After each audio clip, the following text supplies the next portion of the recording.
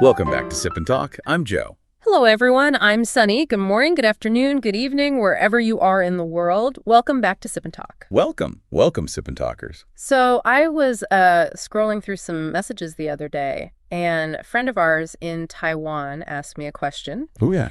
And it was, could you please help us explain Taiwan's nationality law? Wait a second. Hold on. Taiwan's nationality law. Yep. Sunny, we talk about geopolitics, AI, semiconductors, military affairs. Yeah. You know, the big stuff. But Taiwanese domestic law. Are you, like, trying to challenge fate during your 3 p.m. coffee break? I wanted to say no. I really did. But then the listener told me, please explain it. Even we ourselves are confused by it. Oh, wow. And then, someone else added, you might understand it better than we do. What do you mean might? It sounds like our Taiwanese listeners really trust us. It seems so. Fine. I mean, it's said that Taiwanese law often has, like, one name, one spirit, and yet another practice. So even if we understand it, that just means, well, it's messy, messy, messy. So we've basically been forced into becoming the Taiwanese nationality law research team. I guess so. Well, since you all asked, we have no choice but to say, fine, we'll dig into this. Since the law can't seem to explain itself clearly, maybe we can help organize a clearer version. Okay, today we are going to lay out some of the hot legal controversies in Taiwan. And there are a few big ones we need to hit. First up, the Nationality Act, Article 20. Why must public officials renounce foreign nationality, but for regular citizens, dual citizenship is totally fine? Then there's the big one. Why the candidacy of so-called mainland spouses, or lupe, isn't strictly a Nationality Act issue at all. Right, because legally they're defined as people of the mainland area, not foreigners. So the restrictions come from a totally different law, the Two Sides Relations Act. And that leads to the really mind-bending part, why the requirement is cancellation of mainland household registration and not renunciation of Chinese nationality. This gets into Taiwan's constitution, its legal mandate, and this strange legal architecture across the strait. It's a whole thing. A name conversion, as you called it. It's complex. We also have to talk about what everyone is really afraid of. The concerns about sovereignty leakage, political infiltration, national security risks. And finally, can the Anti-Infiltration Act actually stop any of this? I mean, theoretically, it's a firewall, but the biggest problem is that proving a case is incredibly difficult. Wow, this feels like we're covering an entire semester of law school. Are we a podcast or a remote political and legal research center? No problem. We will use the most relaxed, clearest, and least sleep-inducing way to bring all these controversies together for you. All right, let's start today's discussion. A full breakdown of Thailand's nationality household registration. We spent, 5 or 6 hours organizing and analyzing the data to answer your questions? Let's do it. So where do we start? Let's start with the clearest rule we have. Article 20 of the Nationality Act. This is the law that everyone has to follow, whether they're marrying an American or a Japanese person or, anyone else. Exactly. The core idea, the spirit of Article 20, is the principle of single loyalty for public officials. Single loyalty to the Republic of China, or ROC. Right. The rule is pretty simple on the surface. If an ROC national acquires a foreign nationality, they cannot serve in public office. And what if they're already in office? They have to be removed. It's mandatory. So if you want to run for office or take a government job with these restrictions, what do you have to do? You have to formally renounce your foreign nationality before you take the position. And then you have to complete the whole process, get the proof and everything within 1 year of taking that office. Okay, so why? What's the rationale for this mandate? It really boils down to 2 things. First, national security. Makes sense. You have to ensure that the people wielding public authority are exclusively loyal to the ROC.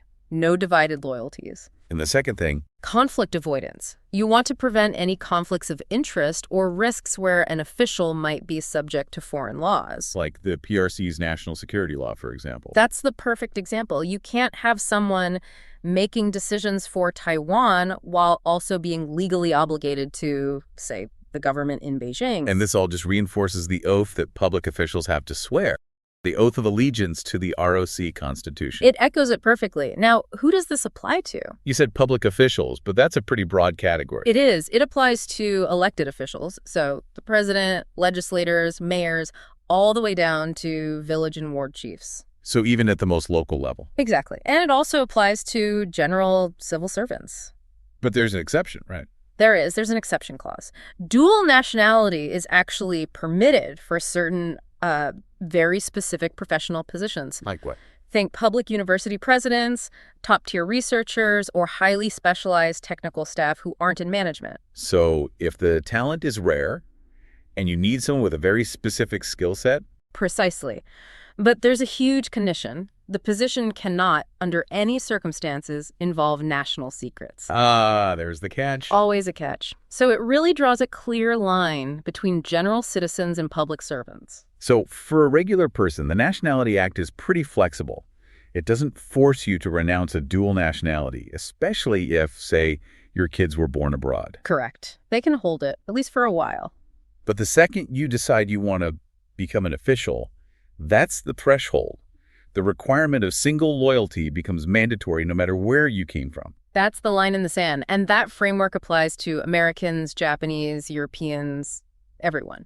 But now we get to where the complexity really begins. The mainland spouses. The Lupe. This is where the public gets so confused because the rules we just talked about, they don't apply to them in the same way. Because in the eyes of ROC law, they are fundamentally different. Fundamentally different. So under the law, people from mainland China, the Lupe, are not legally defined as foreigners. Not Uyghur. No, they have a completely different legal status. They're defined as people of the mainland area. Dalu Dikirenmen. And that definition comes from a totally separate law, the Act governing relations between the people of the Taiwan area and the mainland area, or, as it's more commonly known, The Two Sides Relations Act. Exactly. And this has huge consequences. The first one is what we call the Nationality Act bypass. Because they're not foreigners, Yeah. they don't technically fall under those double nationality restrictions in Article 20 we just discussed. Right. That article specifically targets foreign nationalities. So this whole category of people just sidesteps it. So if that law doesn't apply, what does? How is loyalty or allegiance handled? That's the second consequence. The restriction comes from that other law, the Two Sides Relations Act. And it doesn't talk about nationality. It sets a time limit based on household registration. Right, the hoochie. So you have to have your household registration in Taiwan for a certain number of years before you can even think about running for office. And the time limits are significant. For county or city level positions and below, so like a village chief, you must have had household registration for 10 years. A full decade. A full decade.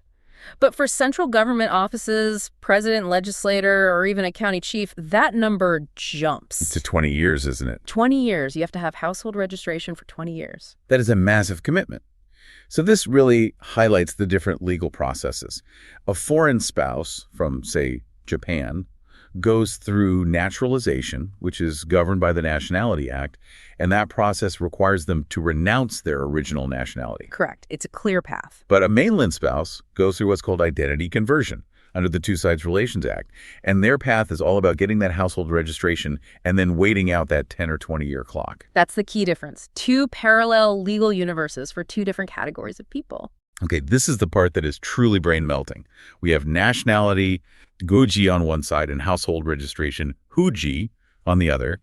It really feels like the ROC government is just using a different name for the same thing, basically demanding they give up their ties to the PRC. You've hit the nail on the head. It is a practical name conversion, and it's used as a political pragmatic strategy. To get around what? To navigate the One China constitutional framework, which, let's be honest, is widely acknowledged as outdated. But it's still the legal foundation. It's still the foundation, and that's where the constitutional conflict comes in. Why can't they just be direct and say, renounce your Chinese nationality? Because the ROC Constitution claims its jurisdiction extends to the mainland area. So to formally require a Lupe to renounce Chinese nationality would mean the ROC government is acknowledging that the People's Republic of China's nationality is a foreign entity. Which would effectively be admitting Taiwan is independent and would challenge that whole constitutional one China fiction. Exactly. And that's seen as an incredibly high-risk move. It could trigger a constitutional crisis and, potentially military escalation from the PRC. So they're stuck. They have to find another way to do it. They do. So what's the requirement in practice? Lupe must submit proof of loss of original residency. Which means what exactly? In practical terms, it means they have to cancel their household registration in mainland China, the Zutia de Luhuji. And that's something the ROC government can actually enforce and verify. Yes. But, crucially, the ROC does not demand proof of formally renouncing PRC nationality. They can't. Because they don't officially recognize the PRC as a separate country to renounce nationality. It's a legal paradox. Think about the Taibao card. The Taiwan resident pass. Right. When a Taiwanese person travels to mainland China, the PRC doesn't issue a visa. Because that would acknowledge Taiwan as a separate country. So instead, they issue this special pass, this Taibao card. It's a legal tool designed to manage travel without admitting there are two countries. And this dual legal structure, it just shows that both sides are using these special documents and laws, the Two Sides Relations Act on one side, the Taibao card on the other, to achieve practical control. Poking the constitutional bear. Exactly. Okay, so we've established that Liu Pei can hold ROC household registration without formally renouncing PRC nationality. But this is the national security black hole, isn't it? What if they retain loyalty to the PRC? That is the absolute core of the controversy. Holding PRC nationality subjects them to the PRC's laws, specifically the PRC National Security Law, Article 7. And what does that law say? It mandates that all Chinese citizens, including those abroad, which from Beijing's perspective includes Liu Pei in Taiwan, have an obligation to safeguard national unity and security. And potentially provide intelligence. Potentially, yes. So this creates an undeniable dual loyalty conflict for any Liu Pei serving in public office in Taiwan. It makes them potential targets for infiltration or political influence. And this whole situation just exploded with that controversy back in 2025. The political flashpoint, yes. The Blue Camp, the KMT, proposed amending the Nationality Act. Legislator Fu Kunqi was behind it. What was the proposal? It was to add a clause saying that mainland area people who legally acquire ROC household registration are governed solely by the Two Sides Relations Act and are not subject to Article 20. So they wanted to make it explicit that the dual nationality restriction does not apply to them? Exactly. And what was their argument for this? The Blue Camp argued that the mainland is not a foreign country according to the Constitution, so the rule shouldn't apply. They said it was about protecting Liu Pei rights and avoiding labeling. But the Green Camp and other officials, they didn't see it that way. Not at all. Officials like Interior Minister Liu Xifeng and Maxi Deputy Minister Liang Wenji were strongly opposed. What was their take? They argued that public officials must exhibit single loyalty, period. They saw the proposal as opening the back door to united front work. kling's安后门, basically letting CCP influence slip into the government. That was the fear. And this isn't just a hypothetical thing. There was that real-world example, the village chief case in Hualien. Right, Ding Wana. She was actually removed from office. She was. The county government removed her for failing to formally prove the loss of her PRC nationality, or rather for not fully complying with the spirit of single loyalty. It showed that even local offices are subject to this scrutiny. So the concern isn't about democracy or rights, really. It's about sovereignty. It's about the gradual erosion of sovereignty. The worry is that if a large number of Liu Pei and their families, who might be aligned with pro-China parties, start influencing local and then central decisions, they could accelerate the PRC's goal of a soft annexation by eroding Taiwan's internal democratic resistance. That's the long-term fear. So while the Nationality Act debate focuses on status, Taiwan does have another tool, a legal mechanism aimed directly at illegal behavior. You're talking about the Anti-Infiltration Act, the AIA. Passed in 2020. Its core purpose is to prevent external hostile forces, like the PRC government, party, or army, from penetrating and influencing Taiwan's democracy and national security. And a key point here is that the AIA targets behavior, not someone's status. It doesn't matter if you're a Liu Pei or not. Correct. It's about what you do, not who you are. But for a conviction, there's a really high bar. The prosecutors have to pass the AIA test. Yes. There are 3 elements they have to prove. What's the first one? First, the subject, or the Shuntou Leiwan. They have to prove that the source of the influence is an agency or individual instructed, commissioned, or funded by an external hostile force, i.e. the CCP. Okay, that seems doable. The second part must be harder. The second is the motive, the Shuntou Xingwei. The prosecution has to prove that the defendant acted under the instruction, commission, or funding of that infiltration source. A clear quid pro quo. So you have to find the smoking gun, the email, the bank transfer with a memo. You need a direct, traceable link. It's not enough to just be ideologically aligned. And the third element? The object, the weifix giwei. The behavior has to fall into one of 5 categories, and the big one for this discussion is engaging in election, recall, or referendum activities. And if you're convicted for that, the penalty is pretty steep, up to 5 years in prison and a fine of up to 10 million new Taiwan dollars. But, and this is the big but, the enforcement challenge is proof. Proof, proof, proof. This is the AIA's Achilles heel, and it's the biggest gap in Taiwan's defense system. Because proving that clear quid pro quo relationship, the Xingxi Weiduzuzu, is incredibly difficult. It is. If a candidate just gets funding from some civilian organization that happens to be pro-China, but there's no direct traceable link to an instruction from the PRC government, the case falls apart. It's incredibly difficult to prove. So let's wrap up this whole concept of name conversion with a practical, everyday example, something that shows the legal fiction versus the reality. This is where politics meets e-commerce, and it's actually pretty revealing. On big Chinese platforms like Taobao or JD.com, if you buy something that's shipped from Taiwan, it gets categorized as an overseas purchase or global direct mail. Never domestic. Never. The key thing is, Taiwanese products do not qualify for domestic free shipping that mainland sellers get. So even though the political narrative is one China, the logistics and economic reality treats Taiwan as a cross-border entity. Exactly. Goods have to clear customs, you pay international shipping rates. Economically, it's treated as a separate place. But politically, they'll use a term like global buy or cross-border to avoid using the word foreign or international. It's the same game. So whether it's legal identity, travel passes, or buying a pineapple cake online, both governments are in this careful dance of name conversion. All to avoid admitting the practical reality of two separate jurisdictions while creating this messy legal gray zone for all the people caught in the middle. And this deep dive into the Nationality Act and the Two Sides Relations Act really shows that Taiwan's legal system is incredibly complex. It's rooted in these historical and constitutional fictions that just don't match reality anymore. So the debate over mainland spouses' right to run for office isn't really just about that. It's a fight over how to protect national security without taking a sledgehammer to the entire foundational legal framework. Exactly.